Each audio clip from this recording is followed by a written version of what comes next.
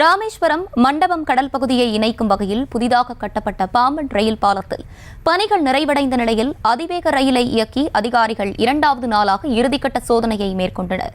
இதுகுறித்து கூடுதல் விவரங்களோடு இணைகிறார் எமது செய்தியாளர் பூபேஷ். வணக்கம், விவரங்களை வழங்கலாம்.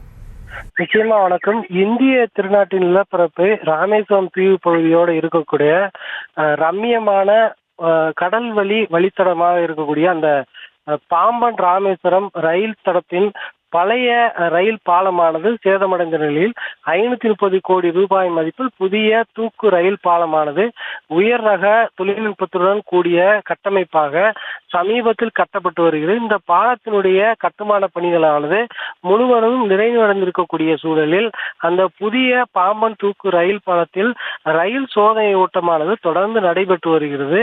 இந்த சூழலில் இன்று 2வது நாளாக பாம்பன் தூக்கு பாலத்தில் அதிவேக ரயில் சோதனையானது நடத்தி பார்த்து அந்த ரயில்வே துறை அதிகாரிகள் சோதனை நடத்தினர். இந்த சோதனையை அடுத்து அறிக்கக்கூடிய அறிக்கையின் அடிப்படையில் விரைவில் பாம்பன் தூக்கு பாலமானது பயன்பாட்டிற்கு வரப்படும் என கூறப்படும் நிலையில் இன்றைய தினம் பாம்பன் முதல் ராமேஸ்வரம் வரையிலான புதிய தூக்கு பாலத்தின் வழியே அதிவேக ரயில் சோதனை ஓட்டமானது நடைபெற்றது. அந்த பகுதியில் இருக்கக்கூடிய பொதுமக்களிடையே மிகுந்த மகிழ்ச்சியை ஏற்படுத்தி இருக்கிறது.